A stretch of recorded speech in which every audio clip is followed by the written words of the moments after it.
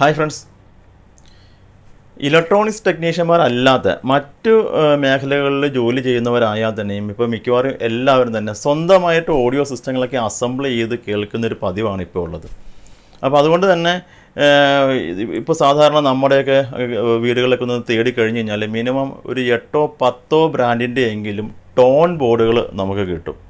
അപ്പോൾ പല പ്രാവശ്യങ്ങളായിട്ട് ഈ നമ്മുടെ കൈവശമുള്ള ടോൺ ബോർഡുകളൊക്കെ നമ്മുടെ സർക്യൂട്ടിൽ നമ്മൾ ഉപയോഗിച്ച് ചെക്ക് ചെയ്ത് നോക്കി, അത് ശരിയല്ലെങ്കിൽ വേറെ ഒരെണ്ണം മാറ്റി, അങ്ങനെ മാറ്റി പുതിയത് നല്ലൊരു ഓഡിയോ ക്വാളിറ്റി വരും എന്ന് കരുതിയാണ് ഇത്രയും അധികം ബോർഡുകളൊക്കെ നമ്മൾ സാധാരണ വാങ്ങി കൂട്ടിയിട്ടുണ്ടാവുക.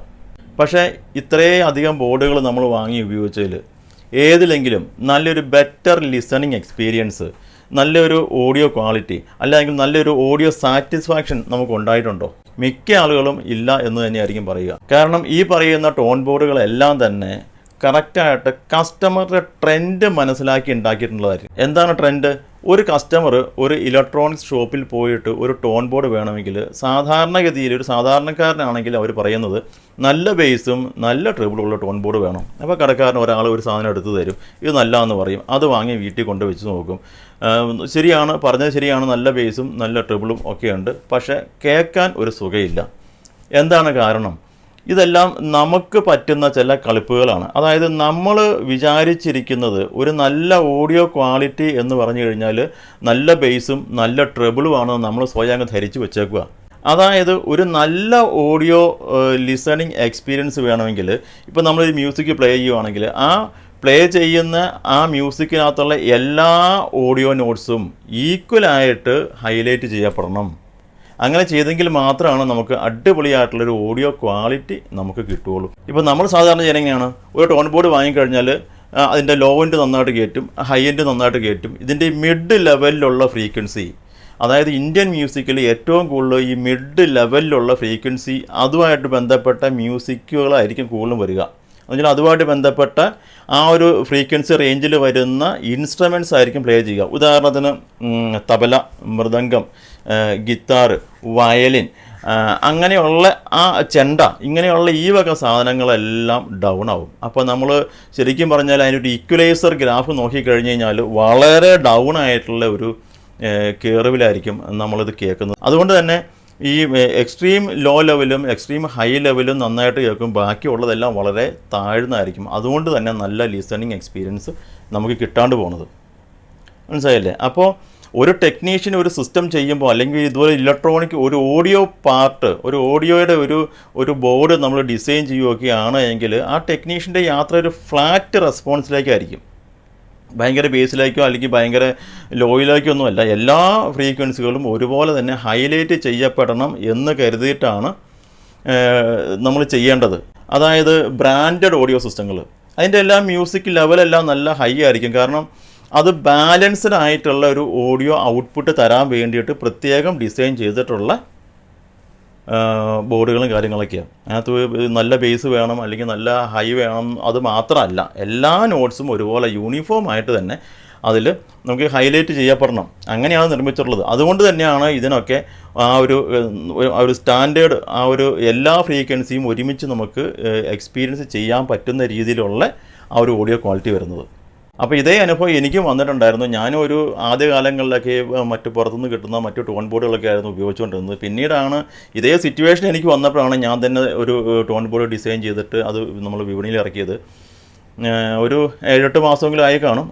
നല്ല ക്വാളിറ്റി ആയിട്ട് തന്നെ ഉള്ള ഒരു 3-way ടോൺ കൺട്രോൾ ബോർഡായിരുന്നു അത്. നല്ല സ്പെഷ്യൽ കമ്പോണൻറ്റും നല്ല ക്വാളിറ്റി കമ്പോണൻറ്റും ഒക്കെ വെച്ച് ചെയ്തിട്ടുള്ള നല്ല ക്വാളിറ്റി ആയിട്ടുള്ളൊരു ഓഡിയോ ടോൺ കൺട്രോൾ ബോർഡായിരുന്നു. ആ ബോർഡിൻ്റെ വീഡിയോ ഞാൻ ചെയ്തിട്ടുണ്ടായിരുന്നു, നമ്മുടെ ചാനൽ ചെയ്തിട്ടുണ്ട്. അപ്പോൾ അത് കാണാത്തവരാണെങ്കിൽ ഞാൻ എൻ്റെ മുകളിൽ ഇവിടെ ഞാൻ ലിങ്ക് തരാം. അപ്പോൾ ആ ലിങ്കിൽ ക്ലിക്ക് ചെയ്ത് കഴിഞ്ഞാൽ ആ ബോർഡിനെ കുറിച്ചുള്ള നല്ല എല്ലാ ഡീറ്റെയിൽസും നിങ്ങൾക്ക് അറിയാൻ പറ്റും.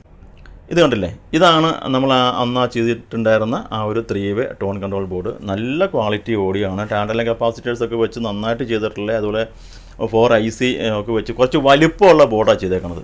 ഈ വലിപ്പമുള്ള ബോർഡ് ചെയ്യുന്നത് വെച്ചാൽ ബാസ് ട്രബിൾ കൺട്രോൾ, അത് ടോൺ കൺട്രോൾ എല്ലാം കുറച്ച് വലിപ്പമുള്ള ബോർഡിലായിരിക്കും നല്ലത്. കാരണം ഇതിൻ്റെ ഈ സർക്യൂട്ടിലെ ട്രാക്കുകളൊക്കെ കുറച്ച് ഡിസ്റ്റൻസിൽ നിൽക്കുന്നത് തന്നെയായിരിക്കും നല്ലത്. അപ്പോൾ അതുകൊണ്ടാണ് കുറച്ച് സൈസ് വലുപ്പത്തിൽ ചെയ്തത്. പിന്നെ കുറേ അധികം കമ്പോണൻറ്റും ഉണ്ട്. ഡബിൾ സൈഡ് PCB അല്ല, സിംഗിൾ സൈഡ് PCB ആണത്. ഓക്കെ. അപ്പോൾ ഇതുപോലത്തെ ഒരു ബോർഡ് ഞാൻ ചെയ്തതിന് ശേഷമാണ് ഒരുവിധം ബെറ്റർ ആയിട്ടുള്ളൊരു ഓഡിയോ ക്വാളിറ്റിയിൽ നമുക്ക് സിസ്റ്റങ്ങൾ അസംബിൾ ചെയ്യാൻ പറ്റിക്കൊണ്ടിരുന്നത്. അപ്പോൾ ഈ പഴയ ബോർഡിൻ്റെ ഒരു അപ്ഡേറ്റഡ് വേർഷൻ നമ്മളിപ്പോൾ ചെയ്തിട്ടുണ്ട്. ഇപ്പോൾ ഇതിനകത്ത് പവർ സപ്ലൈ ഒന്നുമില്ല, നല്ല ക്വാളിറ്റിയാണ്. ഇതിനകത്ത് പറയാൻ വേറെ ഒരു ഓഡിയോ സൗണ്ടുമായിട്ട് ബന്ധപ്പെട്ട് ഇതിനകത്ത് പറയാൻ ഒന്നും തന്നെ ഇല്ല, നല്ല ക്വാളിറ്റി തന്നെയാണ്. പക്ഷേ മറ്റ് ചില കാര്യങ്ങൾ കൂടി ഇതിനകത്ത് ആഡ് ചെയ്യണമെന്ന് എനിക്ക് തോന്നി. അതുകൊണ്ടാണ് അപ്ഡേറ്റഡ് ആയിട്ടുള്ള പുതിയൊരു ബോർഡ് നമ്മൾ ചെയ്തത്. ഇത് കണ്ടില്ലേ, ഇതാണ് നമ്മുടെ ഏറ്റവും പുതിയ അപ്ഡേറ്റഡ് 3-വേ ടോൺ കൺട്രോൾ ബോർഡ്. ഇതും നമ്മൾ ആദ്യത്തെ ബോർഡ് പോലെ തന്നെ നല്ല ക്വാളിറ്റി കമ്പോണൻസ് ഒക്കെ ഉപയോഗിച്ചിട്ട് നമ്മൾ ചെയ്തേക്കണതാണ്. ഈ പഴയ ബോർഡിനെ അപേക്ഷിച്ച് ഈ പുതിയ ബോർഡിന് എന്തെല്ലാം ചേഞ്ചസ് ആണ് വന്നിരിക്കുന്നത്, എന്തെല്ലാം അപ്ഡേഷൻസ് ആണ് ഇതിനകത്ത് നമ്മൾ വീണ്ടും കൊണ്ടുവന്നിരിക്കുന്നത്, അതുപോലെ ഇതിൻ്റെ കമ്പോണൻ്റ് ക്വാളിറ്റി, ഇതിൻ്റെ കണക്ഷൻ ഡീറ്റെയിൽസ്, ഇങ്ങനെയുള്ള കാര്യങ്ങളൊക്കെയാണ് നമ്മൾ ഈ വീഡിയോയിൽ ഉൾപ്പെടുത്തിയിരിക്കുന്നത്. അപ്പോൾ ഇത് ഡീറ്റെയിൽ ആയിട്ട് നമുക്ക് നോക്കാം.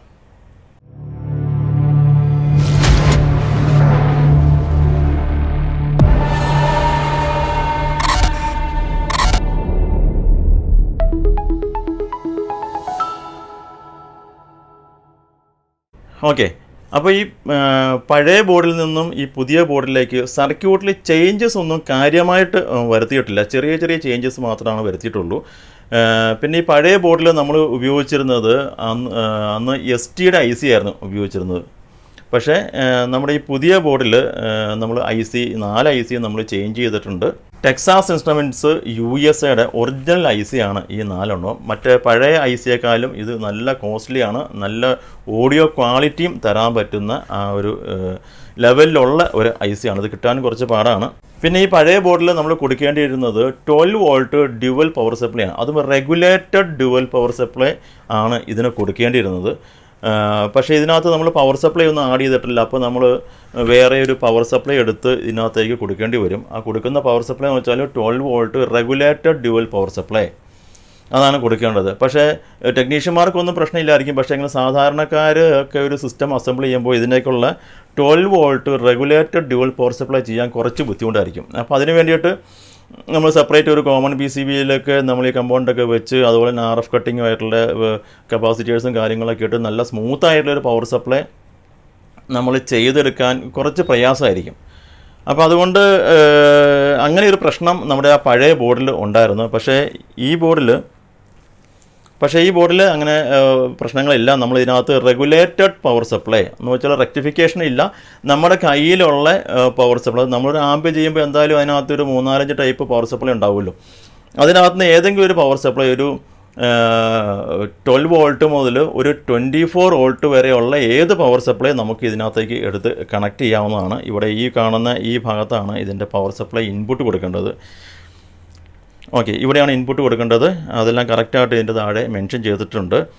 അപ്പോൾ 24 വോൾട്ട് വരെയാണെങ്കിൽ നമുക്ക് ഡയറക്റ്റ് ഇതിലേക്ക് നമുക്ക് കൊടുക്കാം. ഇതിനാവശ്യമായ സപ്ലൈ റെഗുലേറ്റ് ചെയ്ത് ഇത് തന്നെ എടുത്തോളും. ഇനി 24-ൽ മേളിൽ ഒരു പവർ സപ്ലൈ നമ്മൾ കൊടുക്കണമെങ്കിൽ നമ്മളൊരു 2.2K ഒരു 3 വാട്ടിൻ്റെ 2 റെസിസ്റ്റർ ഇട്ട് കൊടുത്ത് അത് ത്രൂ നമ്മൾ ഇതിലേക്ക് സപ്ലൈ കൊടുത്ത് നമുക്കൊരു 45 വോൾട്ട് വരെ കൊടുക്കാൻ പറ്റും. ഞാൻ അത് ആ റെസിസ്റ്ററിനകത്ത് ആഡ് ചെയ്തിട്ടില്ല. അതിൻ്റെ കാരണം അത് വളരെ റെയറായിട്ട് മാത്രമേ വരുന്നുള്ളൂ. നമുക്ക് എന്ത് തന്നെ ആയാലും ഇപ്പോൾ ആമ്പിന് ഒരു 30 വോൾട്ട് ഒരു ഡ്യുവൽ സപ്ലൈ ആമ്പിലേക്കുള്ള മെയിൻ പവർ ആമ്പിലേക്കുള്ള സപ്ലൈ ഉണ്ടെങ്കിൽ പോലും അനുബന്ധ മറ്റ് പവർ സപ്ലൈ ഉണ്ടല്ലോ, അതായത് 12-0-12-ൻ്റെയോ അല്ലെങ്കിൽ 18-ൻ്റെയോ 15-ൻ്റെയോ ഒക്കെ വേറെ പവർ സപ്ലൈ ഉണ്ടല്ലോ, അത് ഡയറക്റ്റ് നമ്മൾ ഇതിനകത്തേക്ക് കൊടുത്താൽ മതി. എന്നുവെച്ചാൽ റെക്ടിഫിക്കേഷന് ശേഷം ഇതിനകത്ത് കൊടുക്കാവുന്നേ ഉള്ളൂ അല്ലേ. അപ്പോൾ ഇതിനകത്തൊരു ഡ്യുവൽ റെഗുലേറ്റഡ് പവർ സപ്ലൈ ഈ കൂടെ ആഡ് ചെയ്തിട്ടുണ്ട്. അതുപോലെ തന്നെ ഞാൻ ആദ്യം പറഞ്ഞല്ലോ IC എല്ലാം ചേഞ്ച് ചെയ്തിട്ടുണ്ട്.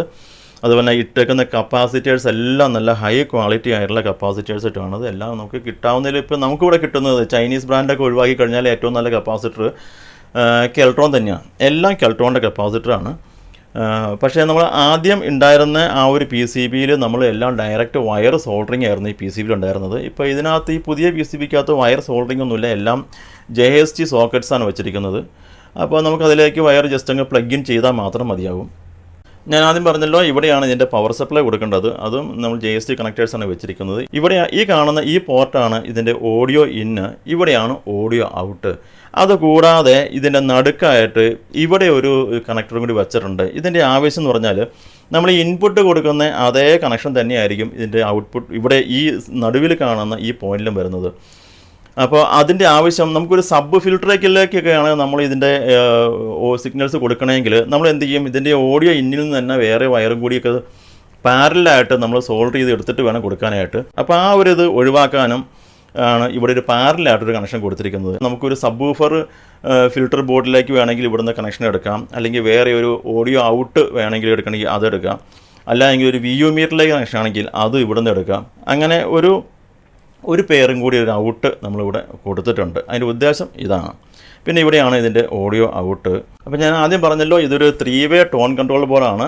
നമ്മൾ തുടക്കത്തിൽ പറഞ്ഞ പോലെ തന്നെ ഇതിനകത്ത് ഒരു മ്യൂസിക്കിൽ എന്തെല്ലാം ഓഡിയോ നോട്ട്സ് വരുന്നുണ്ടോ അതെല്ലാം യൂണിഫോമായിട്ട് ഹൈലൈറ്റ് ചെയ്യും. അത്രയും പ്രിസൈസ്ഡായിട്ട് നമ്മൾ നിർമ്മിച്ച ഇതിനകത്ത് നമ്മൾ ടാനലം കപ്പാസിറ്റേഴ്സ് എല്ലാം യൂസ് ചെയ്തിട്ടുണ്ട്. നല്ല ക്വാളിറ്റി ആയിട്ട് നമ്മൾ ചെയ്തിട്ടുള്ള ഒരു ടോൺ കൺട്രോൾ ബോർഡാണ്. ST ICയെക്കാളും വളരെ പെർഫെക്റ്റ് ആയിട്ട് ഈ ടെക്സാസ് ഇൻസ്ട്രുമെൻറ്റ്സിൻ്റെ ഈ IC പെർഫോം ചെയ്യുന്നുണ്ട് എന്നുള്ളതാണ്. ബേസ് നന്നായിട്ട് ചെയ്യും, ഹൈ എൻഡ് നന്നായിട്ട് ചെയ്യും, അതുപോലെ മിഡൊക്കെ ആണെങ്കിൽ നല്ല ക്വാളിറ്റി മിഡാണ്. വെറും നിങ്ങൾ കാതടപ്പിക്കുന്ന ആ ഒരു മിഡൊന്നും അല്ല. അതായത് നമ്മൾ മൃദംഗം, തബല, പിയാനോ, വയലിൻ ഈ റേഞ്ചിലുള്ള എല്ലാ സാധനവും യൂണിഫോം ആയിട്ട് ഈ ബോർഡ് എടുക്കും എന്നുള്ളതിൻ്റെ പ്രത്യേകത. നമുക്ക് ഒരുപാട് ഈ ബോർഡ് ഇതിൻ്റെ മുൻപുള്ള ആ ഒരു വേർഷൻ ബോർഡ് നമ്മൾ ഒരുപാട് പീസ് നമ്മൾ സെയിൽ ചെയ്തതാണ്. പിന്നീടും കസ്റ്റമേഴ്സ് ചോദിച്ചുകൊണ്ടിരിക്കുന്നു. പക്ഷേ എനിക്കിത് കൊടുക്കാനുള്ള ആ ഒരു ഇതൊന്ന് ചെയ്തെടുക്കാനുള്ള ഒരു സമയവും സാവകാശം കിട്ടാത്തതുകൊണ്ടാണ് ഇത് ഇത്രയും ഡിലേ ആയി പോയത്. പിന്നെ ഇതിനകത്ത് യാതൊരുവിധ നോയ്സോ ഡിസ്റ്റോർഷനോ ഒന്നും ഉണ്ടാവില്ല. പക്കാ സൈലൻ്റ് ആയിരിക്കും. നമ്മൾ ഫുൾ വോളിയം വെച്ചിട്ട് നമ്മൾ ഓഡിയോ മ്യൂട്ട് ചെയ്താലും ഇതിനകത്ത് ഔട്ട്പുട്ടിൽ നിന്ന് ഒന്നും വരത്തില്ല. നല്ല ക്ലീൻ ആയിരിക്കും. ആംപ്ലിഫയറിന് നല്ല പവർ സപ്ലൈ കൊടുക്കണം എന്ന് മാത്രം. അതുപോലെ തന്നെ നമുക്ക് ഈ സാധാരണ കണ്ടല്ലേ കൺട്രോളിൽ തിരിക്കുമ്പോഴൊക്കെ കൺട്രോള് ടച്ച് ചെയ്യുമ്പോൾ ഒരു ചെറിയ നോയ്സ് അങ്ങനെയൊക്കെയുള്ള പ്രശ്നങ്ങളൊക്കെ ഇല്ലേ. അതുപോലെ തന്നെ വോളിയം കൺട്രോൾ അഡ്ജസ്റ്റ് ചെയ്യുമ്പോൾ ചെറിയൊരു നോയ്സ്, അങ്ങനെ കൈ അടുത്തേക്ക് ഇല്ലുമ്പോൾ ചെറിയൊരു പ്രശ്നം. അതിനൊക്കെ ഇവിടെ വോളിയം കൺട്രോളിൽ നിന്ന് എർത്ത് ചെയ്യാനുള്ള പോയിൻറ്റുകളും കാര്യങ്ങളൊക്കെ ഇവിടെ കൊടുത്തിട്ടുണ്ട്. അതുപോലെ തന്നെ മെയിൻ ഗ്രൗണ്ടിങ്ങിനുള്ള ഒരു പോയിൻ്റ് ഇവിടെ കൊടുത്തിട്ടുണ്ട്. അങ്ങനെ ഇതിന് പറ്റുന്ന എല്ലാ സാധ്യമായ കാര്യങ്ങളും എല്ലാം നമ്മൾ ചെയ്തിട്ടുള്ള ഒരു ബോർഡാണ്. സിംഗിൾ സൈഡഡ് PCB ആണ്. നല്ല PCBയിലൊക്കെയാണ് നമ്മൾ ചെയ്തിരിക്കുന്നത്. നല്ല സോൾഡർ മാസ്കും കാര്യങ്ങളെല്ലാം കൊടുത്തിട്ടുണ്ട്. നന്നായിട്ട് തന്നെ ചെയ്തിട്ടുള്ള ഒരു ബോർഡാണിത്. പിന്നെ ഇതിനകത്ത് ഈ പാക്കിൽ വരിക എന്ന് വെച്ചാൽ ഈ ബോർഡ്, അതുപോലെ തന്നെ ഇതിന് ആവശ്യമായ JST കണക്റ്റേഴ്സ് 4 എണ്ണം വിത്ത് കേബിളാണ്. നല്ല ലെങ്ത്തുള്ള കേബിളാണ്. അതുപോലെ തന്നെ 4 ഡ്യുവൽ വോളിയം കൺട്രോളും ഈ കൂടെ നമ്മൾ കൊടുക്കുന്നുണ്ട്. ഈ കൺട്രോൾ എന്തിനാണ് കൊടുക്കണമെന്ന് വെച്ച് കഴിഞ്ഞാൽ ഈ സർക്യൂട്ടിൽ നമ്മൾ ഉപയോഗിക്കേണ്ടത് 10K ഡ്യുവൽ കൺട്രോൾസാണ് ഉപയോഗിക്കേണ്ടത്. മൂന്ന് 10K ഡ്യുവൽ കൺട്രോളും ഒരു 47K ഡ്യുവലുമാണ്. 47K ഒക്കെ എല്ലായിടത്തും കിട്ടും. 10K ഡ്യുവൽ കിട്ടാൻ വലിയ പാടാണ്. അപ്പോൾ അതുകൊണ്ടാണ് ഞാൻ ഈ കൂടെ ഈ കൺട്രോൾസും കൊടുക്കുന്നത്. കൺട്രോളെല്ലാം എൽകോണിൻ്റെ ബ്രാൻഡഡ് കൺട്രോൾസാണ്. നല്ല ക്വാളിറ്റി കൺട്രോൾസാണ് കൊടുക്കുന്നത്. അപ്പോൾ ഈ 10K വോളിയം കൺട്രോൾ എത്ര പീസ് വേണമെങ്കിലും എൻ്റെ കയ്യിലുണ്ട്. പുറത്ത് കിട്ടാൻ കുറച്ച് ബുദ്ധിമുട്ടുള്ള കൺട്രോളാണ്. അപ്പോൾ ഇത് എൻ്റെ കയ്യിൽ നിറയെ സ്റ്റോക്കുണ്ട്.